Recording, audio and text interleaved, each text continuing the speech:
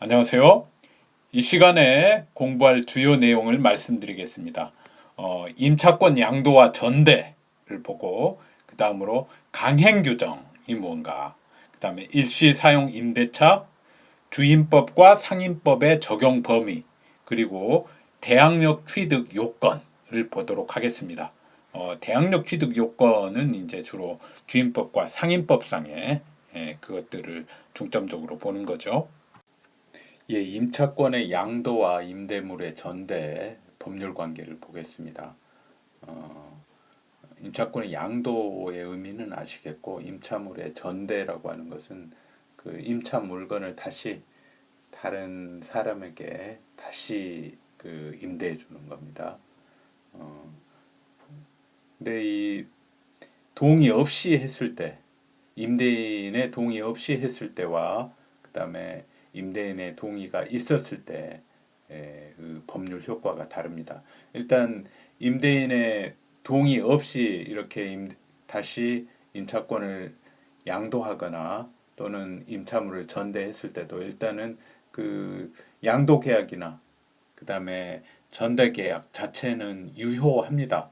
다만 이제 그 동의를 받지 않고 했으니까 이 경우에는 원래는 받아야 된다는 법률 규정이 있거든요. 근데 받지 않고 그렇게 했으니까 임차인이 이렇게 이 규정에 위반했으니까 임대인은 그 임대인과 임차인과 사이의 임대차 계약을 해지할 수 있습니다. 임차 목적물이 건물인 경우에 건물의 일부, 소부분이라고 법에 나와 있습니다. 소부분을 전대한 경우에는 동의가 없어도 전대가 가능하고요. 그런 예외가 있는데 원칙적으로는 어, 그 이외의 임대차의 경우에는 임대인이 해지를 할 수가 있습니다. 계약은. 그리고 그 양도인이나 양수인 또는 그 임차인과 전차인 사이에서 그 양도인 또는 임차인은 그 전차인에 대해서 임대인의 동의를 받아줄 의무를 부담합니다.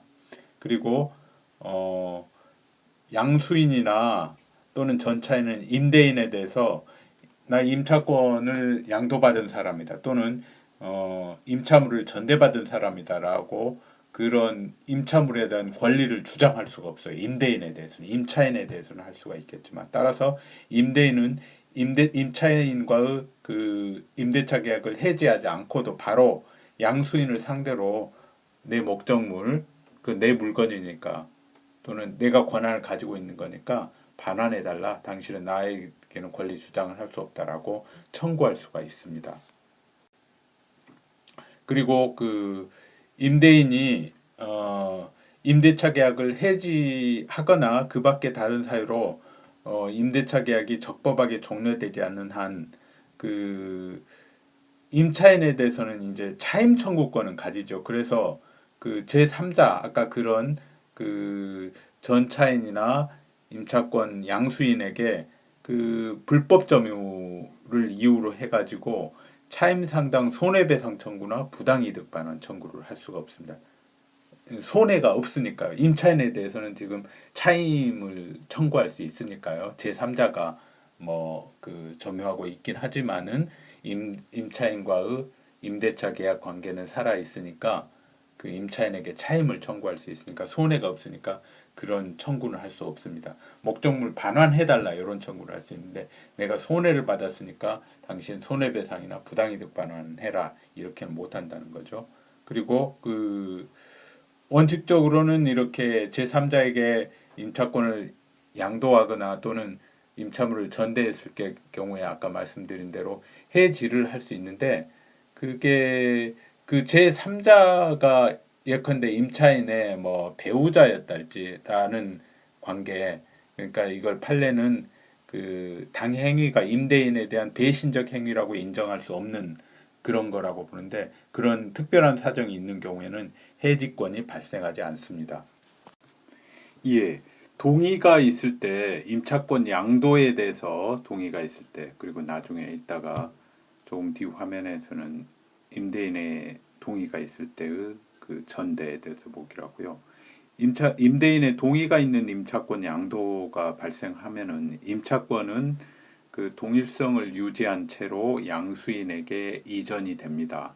그래서 뭐 차임액이나 그다음에 임대차 기간 뭐 이런 것들이 동일하게 된다 이런 거죠. 근데 그 임대차 보증금 반환 채권은 임차권하고는 그 별개의 권리죠. 종된 권리이긴 한데 별개의 권리니까 이것은 따로 이 보증금 반환 채권도 함께 양도하기로 한다.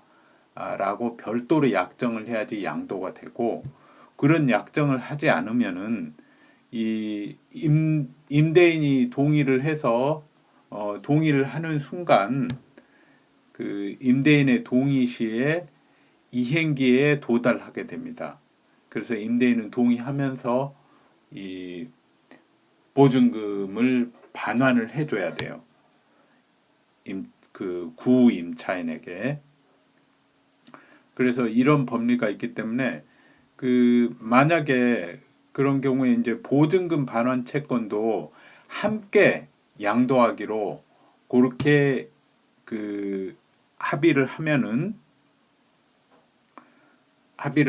이제 그 신임차인이 보증금 반환 채권을 그 임대차 기간 종료 후에 행사할 수 있는데 그 전에 이런 양도 합의가 있기 전에 보증금 반환 채권에 대해서 임차인의 채권자가 그걸 보증금 반환 채권을 압류했달지 그 다음에 가압류했달지 하면은 이렇게 그 보증금 반환 채권까지 신임차인에게 양도하기로 한 합의를 그 압류채권자나 가압류채권자에게 대항을 하지 못합니다. 그래서 그 동의가 있는 순간에 그 압류채권자에게는 뭐 지급을 해야 될 그런 의무가 발생을 하는 거죠. 일단 압류 자체만 가지고는 지급이 된 게 아니고 보통 그 채권에 대해서는 그 물건에 대해서는 압류 후에 경매하는 절차를 또 거치니까 시간이 소요되는데 채권은 원칙적으로 그 경매를 통해서 그 대가를 현금화하는 것이 아니라 그 추심이나 또는 전부를 통해서 그 현금화가 됩니다. 그래서 그 특히 전부 같은 경우에는 시간이 그 소요되는 게 아니에요. 전부 명령이 채무자하고 제3채무자에게 도달하면은 효력이 바로 발생을 해버리거든요. 따라서 그렇게만 일단 알고 계시면 됩니다. 그래서 압류나 가압류 채권자에게 대항을 하지 못하니까 이들의 관계에서는 양도인의 승낙 시에 그 보증금 반환의 이행기가 도달되고 그다음에 나중에 이제 신임차인이 또 뭐 차임을 연체하거나 했다고 해서 그 보증금에 대해서 그 나중에 지급은 나중에 하더라도 설사 보증금에 대해서 연체 차임을 공제를 하지가 못합니다. 이행기가 이미 그 동의 시에 도달했기 때문에요. 네, 이행기가 했기 때문에라기보다는 그 대항하지 못하기 때문이라고 하는 게 정확하겠습니다. 예, 그 동시행 항변권 보통 통상의 임대차 보증금 반환 채권은 동시행 항변권이 있는 한 또 그 후에도 그 임차인의 그 임대인에 대한 채무가 발생하면은 그걸 공제를 할 수 있으니까요. 예, 그리고 여기서 그 가압류가 나왔는데요. 그 가압류라고 하는 것은 그 집행 권한을 얻기 이전의 단계에서 그 집행 권한이라는 것은 대표적으로 판결이 확정된 거, 확정 판결 같은 걸 의미하는데 그 확정 판결이 없다고 하더라도 채무자에 대한 확정 판결이 없다고 하더라도 일단은 그 잠정적으로 채무자 재산에 그 처분을 금지하는 그런 명령입니다. 법원에다가 가압류 명령을 신청해서 법원이 그 어떤 채무자 재산을 가압류한다는 그 명령을 내리게 되면은 그 명령이 채무자에게 또는 채무자 재산이 채권인 경우에는 제3 채무자에게 도달되면은 이제 그 잠정적으로 그 처분이 금지되는 거죠. 그 재산에 그런 걸 가압류라고 하고, 가압류 후에 나중에 이제 그 확정 판결을 받아가지고 본 집행, 그러니까 이제 압류나 이런 게 들어가게 되면은 그 압류의 효력은 가압류 시부터로 이렇게 소급하게 되는 거죠. 가등기하고 비슷한 점이 있습니다. 예, 그리고 아까 그 채권의 현금화에 대해서 그 방법이 그 추심과 그다음에 전부 명령이 있다고 말씀드렸는데, 그 그래서 보통 그 채권에 대해서 그 갑, 을, 병 이렇게 있다고 보죠. 그리고 갑이 채권자, 을이 채무자, 병이 을에 대한 채무자. 그러니까 이럴 경우에 갑의 관계에서는 병을 제3 채무자라고 하고요. 각각 갑은 을에게 1억 원, 그다음에 을이 병에게 1억 원 채권을 가지고 있다고 합시다. 그럴 경우에 추심 명령을 받게 되면은 그 추심 명령이 갑이 을에 대해서 채권에 기해 가지고 을의 병에 대한 채권에 대해서 추심 명령을 청구해서 추심 명령이 발부가 돼서 병에게 도달되면은 그때부터는 갑은 그 을의 병에 대한 채권을 자기가 이행을 청구해서 변제를 받을 수 있습니다. 그래서 변제 받은 후 법원에 나 이렇게 추심했습니다라고 추심 신고를 할 때까지 사이에 다른 그 을의 또 다른 채권자들이 그 을의 병에 대한 채권에 대해서 압류나 뭐 가압류 이런 걸 하지 않으면은 이제 자기 채권이 소멸되는 거죠. 그리고 그걸 병으로부터 받은 그 1억 원을 자기 것으로 할 수 있는데, 그 다음에 그 전부 명령이라는 것은 이 전부 명령이 병에게 도달되면은 을의 병에 대한 1억 원의 채권이 바로 그 갑에게로 이전이 됩니다. 채권 양도와 마찬가지로 그렇게 되기 때문에 추심 명령에 비해, 그래서 이 병에게 도달되기 전에 을의 또 다른 채권자들이 이 을의 병에 대한 채권에 대해서 압류, 가압류 등을 하지 않는 한 바로 이전이 되니까 그걸 또 자기 채권의 만족을 얻을 수 있는데, 그러면은 어떤 경우에 추심 명령을 하고 어떤 경우에 그 전부 명령을 하는 게 유리한가? 채권자 입장에서 전부 명령 같은 경우에는 바로 이전이 돼버리고 그 다음에 그 갑이 병으로부터 이제 병의 채권자가 되는 거니까 병에게 이제 그 이후에 이행을 청구해서 이행을 받든 안 받든 관계가 없이 이미 갑의 을에 대한 그 1억 원의 채권은 소멸되어 버립니다. 그래서 이 제3 채무자 병이 충분하게 재산이 있을 경우에는 전부 명령을 받더라도 위험성이 없는데, 병이 실질적으로는 채무는 을에 대한 채무는 지니고 있긴 하지만 빈털터리였을 경우에는 그런 위험 부담을 갑이 지게 되는 거죠. 그래서 그럴 경우에는 그 추심 명령을 받는 것이, 추심 명령은 자기가 이행을 받아서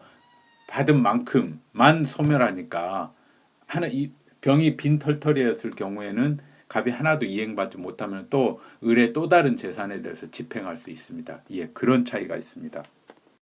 그리고 보통 이런 그 추심 명령이나 전부 명령은 그 채권에 대한 압류 명령과 함께 신청을 합니다. 압류 명령 따로 하고 나중에 그 후에 추심 명령, 전부 명령 받는 것보다는 신속하게 할 필요가 있으니까 보통은 뭐 압류 추심 명령을 신청한달지 압류 전부 명령을 신청한달지 이렇게 하는 거죠. 예, 임대인의 이제 동의를 받은 전대에 대해서 보도록 하겠습니다. 이 경우에는 그 임대인의 그 동의를 받았다고 해서 전대를 했다고 해서 임차인이 임대인과의 사이에 임대차 관계에서 벗어나는 거 아닙니다. 그 임대인과 임차인 간의 임대차 관계는 영향이 없습니다. 여전히 존재합니다. 따라서 뭐 차임이나 뭐 사용 수익화 계율 뭐 이런 의무는 다 존재하는데 그리고 임차인하고 전차인과의 법률 관계는 이제 전대차 계약에 따라서 이행을 하면 되는 거고요.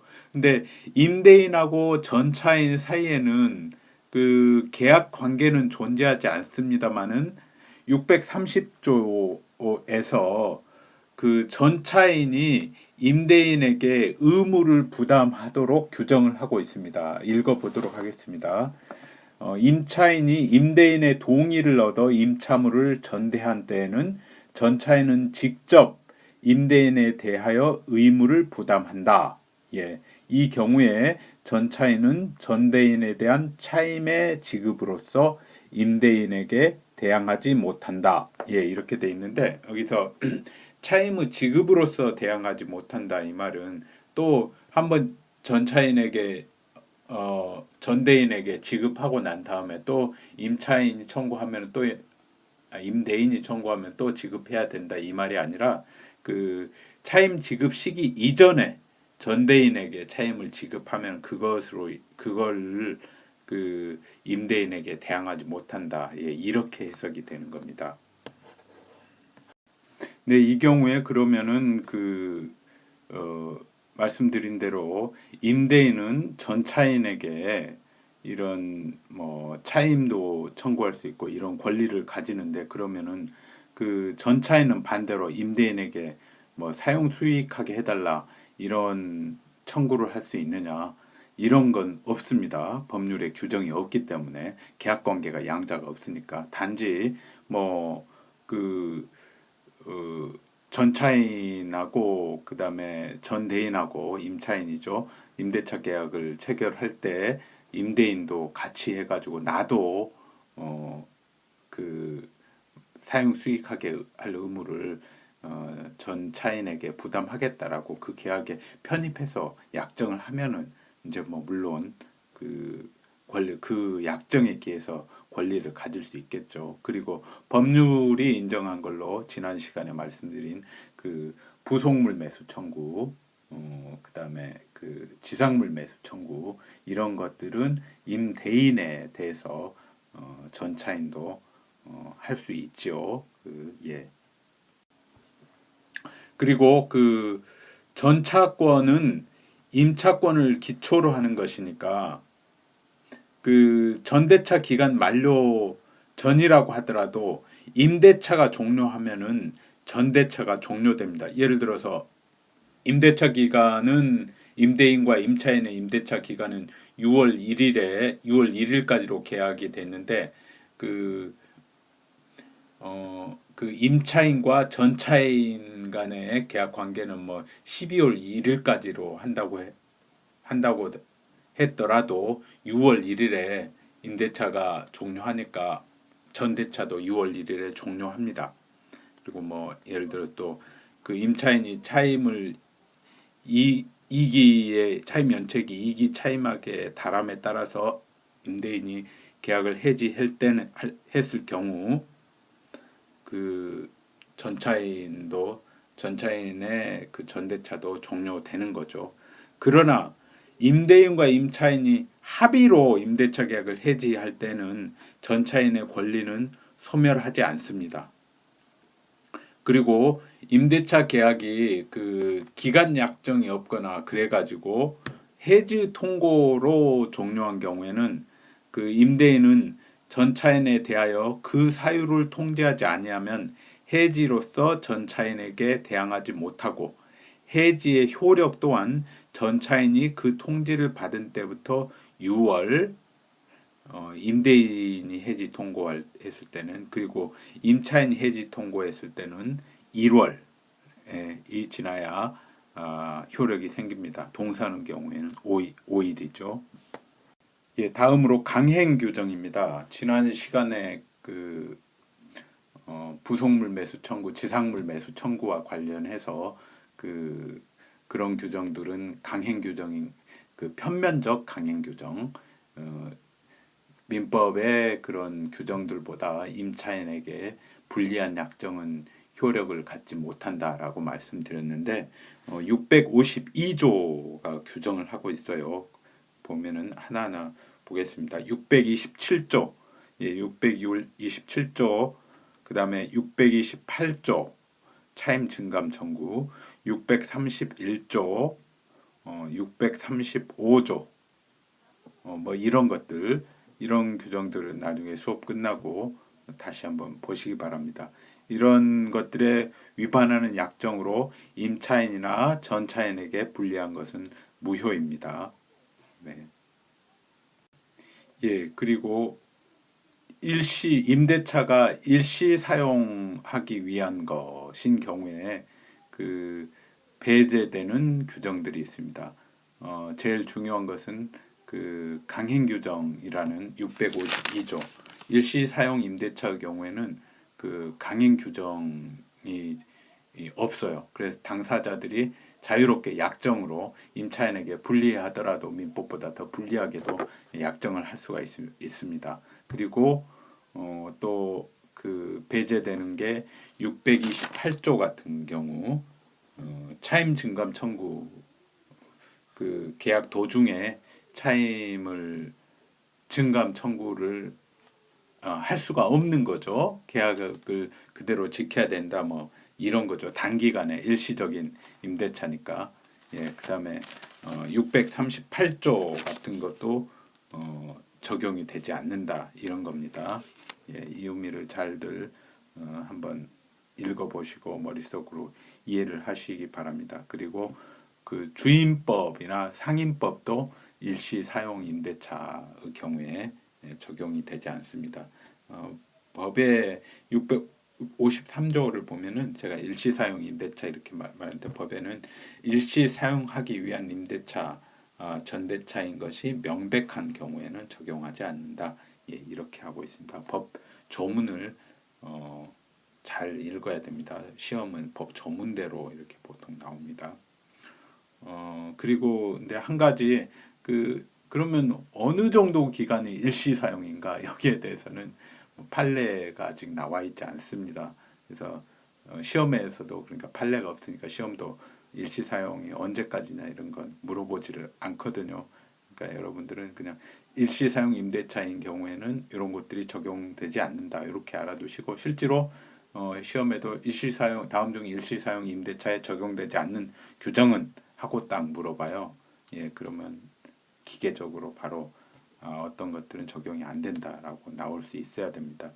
기계적으로 이렇게 답변이 시험에서는 생각할 시간이 별로 많지 않기 때문에 그리고 빨리 답변할 수 있는 건 빨리 답변하고 또 생각을 하고 계산해야 될 문제는 그만큼 시간이 소요되니까 그 시간을 남는 시간을 계산 문제나 생각을 요하는 거에 투여를 해야 되겠죠. 근데 그렇게 기계적으로 나오기 위해서는 평소에 잘 이해를 하고 있어야 됩니다. 차임 증감 청구 같은 경우는 일시 사용이기 때문에 그 차임대로 약정해야 되겠구나 이렇게 이해를 하셔야 되는 거죠. 예, 이제 주임법과 상임법 앞에서도 설명드린 부분이 있습니다만은 설명 안 드린 부분들 보겠습니다. 앞에 설명 안 드렸다고 해서 앞에 부분보다 중요하지 않은 것은 아닙니다. 시험에는 마찬가지로 중요하게 나옵니다.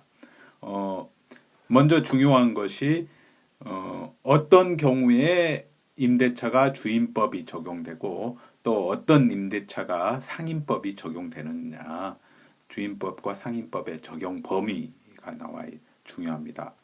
표에 나와 있는데 주임법은 주거용 건물의 전부 또는 일부에 대한 임대차 및 미등기 전세. 예, 주거용 건물이면 됩니다.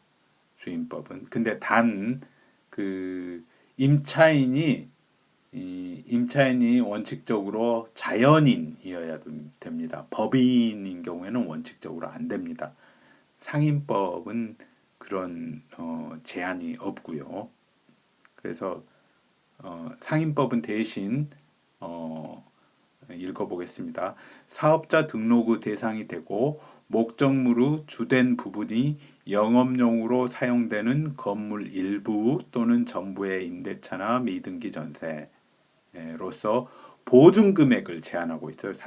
상인법은 보증금액이 4억, 서울 같은 경우 서울이나 또는 책에 나와 있습니다만은 지방하고 또 액수가 달라요. 4억 이하인 임대차에만 원칙적으로 적용이 됩니다. 상인법은 주임법은 주택 임대차이고 임차인이 자연인이면은 차임 액수가 40억이 됐든 이론적으로는 그렇습니다. 다 적용이 되는데 상인법은 4억 이하인 임대차 일대 이제 보증금액이라고 나왔는데 월차임이 있는 경우는 월차임 곱하기 100 플러스 보증금 이렇게 하는 거죠. 여기서 그 상인법 기준이 되는 적용 기준으로서 그 보증금 금액을 계산할 경우에는 그리고 주임법으로 다시 가서 임차인이 법인인 경우에는 그 LH공사나 주택사업목적 지방공사 서울 같은 경우에는 SH공사죠. 서울 하우싱 이런 거 준말일 겁니다. 그 다음에 중소기업 이런 임차인이 이럴 경우에 또 이런 임차인이 이것이고 또 책에 나와 있습니다. 또 이런 임차인이라고 하면 무조건 적용되는 것도 아니고 LH공사나 주택사업 목적은 또 주택사업 목적을 위해서 임대차 계약을 체결해서 임차인이 그런 그 주택사업 목적에 맞는 임차인인 경우에만 되는 거죠. 지자체장 지정을 받았다든지 이런 그리고 중소기업 같은 경우는 직원 거주용으로 했을 경우에 그럴 경우에 적용이 된다 이겁니다. 책을 읽어보시기 바랍니다. 그 다음에 주거용 건물인지 여부는 건축물 대장 등 공부라는 것은 공적인 장부라는 거죠. 공부상 표시 이외에도 그 실지 용도를 고려해서 판단합니다. 예를 들어서 건축물 대장에는 작업서라고 하는 작업실이죠. 작업실 및 근린생활시설이라고 돼 있더라도 실지 용도는 주거 및 슈퍼마켓으로 돼 있고 실제로는 그렇게 사용하고 있고 슈퍼마켓 부분이 주거 면적보다 더 넓더라도 임차인이 다른 주거가 없는 경우 그런 경우에는 이 임대차법 주임법에 적용이 되는 주거용 건물로 본 판례가 있습니다. 그 다음에 이렇듯이 그 실지 용도를 기준으로 본다고 봐야 됩니다. 그 다음에 그 건물이 등기된 건물인지 여부는 불문합니다. 미등기 건물의 임대차에도 주임법이 적용돼 있고 상인법도 마찬가지로 그 공부상 표시가 아닌 건물의 현황 용도가 그 영업용으로 사용되는 건물이면은 상인법이 적용이 됩니다. 그리고 그 아까 4억이나 이런 일정액 이상의 임대차의 경우에도 이 영업용 건물의 임대차이면은 계약갱신 요구권이 적용이 돼요. 그 2013년에 법이 변경이 돼가지고 이렇게 상인법 중에서 계약갱신 요구권은 그래서 40억인 임대차라고 하더라도 임차인이 계약갱신 요구를 해서 5년간 그 임차를 할 수가 있습니다. 근데 이제 이럴 때는 그 증액 계약갱신 요구권을 쓸 때 그 차임 증감 청구권의 9% 상인법에서는 9%라고 말씀드렸는데 이 9% 제한은 적용되지 않아요. 4억을 초과하는 임대차의 경우에도 경우에도가 아니라 경우에는이죠. 그 다른 사업까지의 임대차의 경우에는 계약갱신 청구할 때 그 증액을 할 수 있는 제한이 9%인데 그 4억을 초과하는 임대차의 경우에는 계약갱신 요구할 수 있어 갱신할 수 있는데 그 보증금을 이제 그 증액하는 제한은 받지 않는다 이겁니다. 예, 제한 9% 제한을 받지 않는다 이겁니다. 예, 그러면은 어떤 경우에 대항력을 취득하는가를 보겠습니다. 주임법과 상임법의 요건이 약간 다르죠. 주임법은 말씀드린 대로 둘 다 그 목적물을 인도받아야 된다는 점은 공통적이고 주임법은 목적물의 주민등록을 해야 되는 거고 근데 이 경우 이제 전입 신고를 하면은 주민등록이 된 것으로 보니까 실질적으로는 이제 전입 신고를 하면 되는 거죠. 그 다음에 상임법은 목적물의 사업자 등록 신청, 전입 신고하고 비슷한 개념이죠. 신청만 하면 되니까 사업자 등록이 돼 있을 걸 요구되는 게 아니라, 네. 그리고 사업자 등록 신청은 그 부가가치세법에서 원칙적으로 부가가치세법에 따르면 됩니다. 관할 사업장 소재지 관할 세무서장에게 하면 되는 거고 주민등록은 주민센터에서 하면 되는 거죠. 취득 시기는 그 등기 임차권 등기를 냈을 때는 그 즉시 취득을 하는데 이 주임법이나 상임법에 의한 대항력은 그 위 두 요건이 모두 갖추어진 다음날 0시부터입니다. 목적물 인도는 1일에 받고 주민등록은 3일에 했다면은 4일 0시부터 되는 거죠. 그리고 임대 권한을 가진 자와 임대차 계약을 체결했어야지 목적물의 새로운 소유자에게 대항을 가능합니다. 대항력이라는 것은 새로운 소유자, 임대인 지위를 승계한 자에 대해서 대항한다 이 말이니까요. 새로운 소유자에게 대항할 수 있고 임대 권한도 없는 자하고 임대차 계약을 체결한 경우 임대차 계약 자체는 유효합니다만은 신소유자에게 대항할 수 있는 건 아니죠. 그래서 그럼 임대 권한을 가진 자의 예로는 그 목적물을 매수해 가지고 매수한 자도 임대 권한은 있는 거죠. 예. 그래서 매수한 자로부터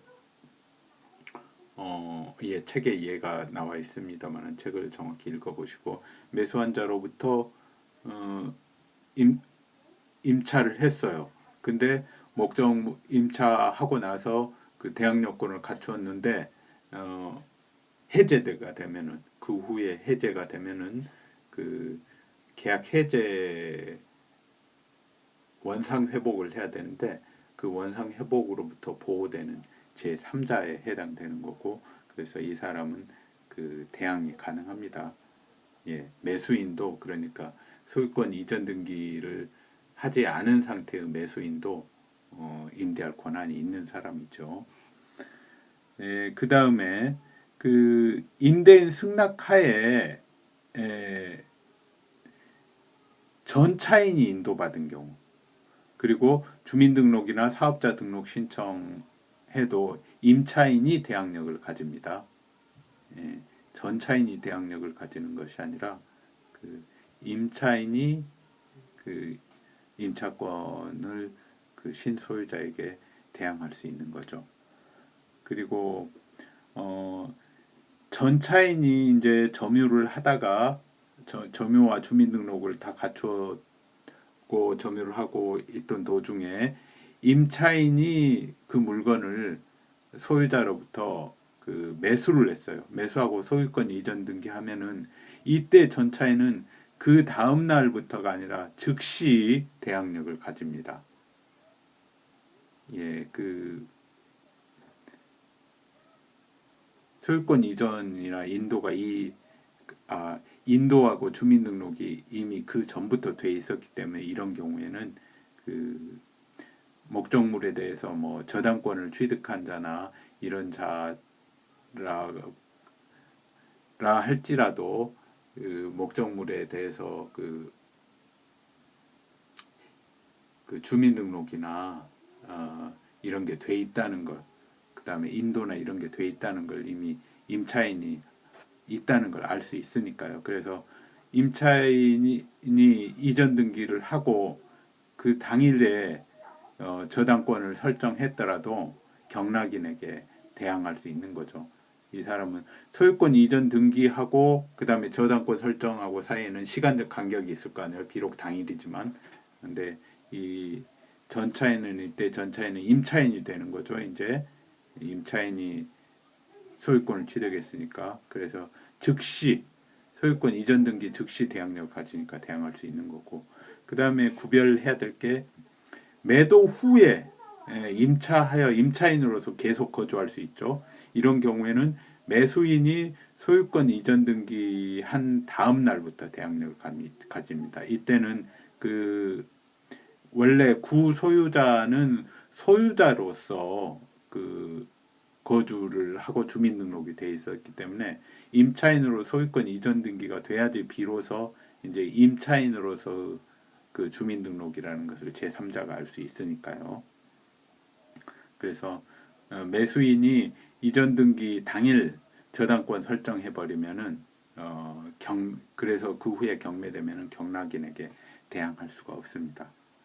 그다음에 이 주민등록은 그 등기부상 주소지에 정확하게 해야 되죠. 다른 주민등록을 다른 곳에다 하면 안 되죠. 그래서 그 사회 통념상 그 주민등록으로 당해 임대차 건물의 임차인이 주소 또는 거소를 가진 자로 등록되어 있다고 인식될 수 있어야 됩니다. 그래서 등기부상의 목적물 표시에 따라서 해야지 하는 것이 원칙이죠. 따라서 뭐 다세대 주택의 현관문 표시나 외벽상 표시 그게 등기부하고 같으면은 뭐 문제 없지만은 등기부와 달랐을 경우에 그렇게 주민등록하면은 그 후 경락인에게 그 경락인뿐만 아니라 그 경락이 아니라 그냥 통상의 매도가 됐을 때도 그 신소유자에게 대항을 할 수가 없습니다. 등기부상 약간 다르더라도 그 대항할 수 있는 예들이 책에 나와 있으니까요. 그건 한번 읽어보시기 바라고요. 그다음에 그 주민등록이 이렇게 부정확하면은 정정 신고를 하면은 정정 신고일 이제 물론 다음 날부터 대항력을 가지게 되는 거고요. 그다음에 아까 그 전차인이 그 인도받아서 주민등록해도 임차인이 가진다고 했는데 임차인 본인이 아니라 이제 그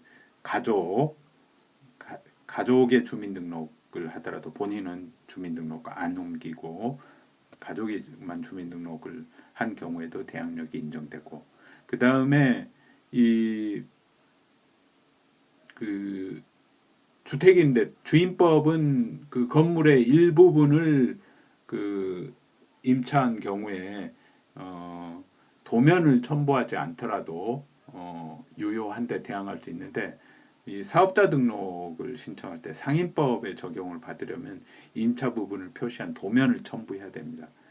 그렇지 않으면은 이 대항력을 가지지 않습니다. 주임법과 차이입니다. 예, 이렇게 취득한 대항력은 언제 상실되느냐? 이 대항력권을 갖추지 못하게 되면은 구비하지 못하게 되면은 대항력이 소멸되죠.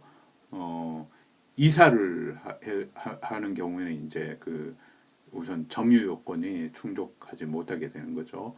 그래서 뭐 그 다음에 그 점유는 계속 하고 있을지라도 주민등록이나 사업자 등록지를 다른 곳으로 옮기면 그게 뭐 일시적이더라도 소멸됩니다. 그다음에 폐업 신고도 물론 소멸되죠. 사업자 등록이 더 이상 없으니까 등 그러면은 소멸되고 근데 그 전출 후에 다시 재전입 신고를 하거나 폐업 신고 후 다시 같은 상호 및 등록 번호로 다시 사업자 등록을 해도 종전 대항력이 부활하지는 않아요.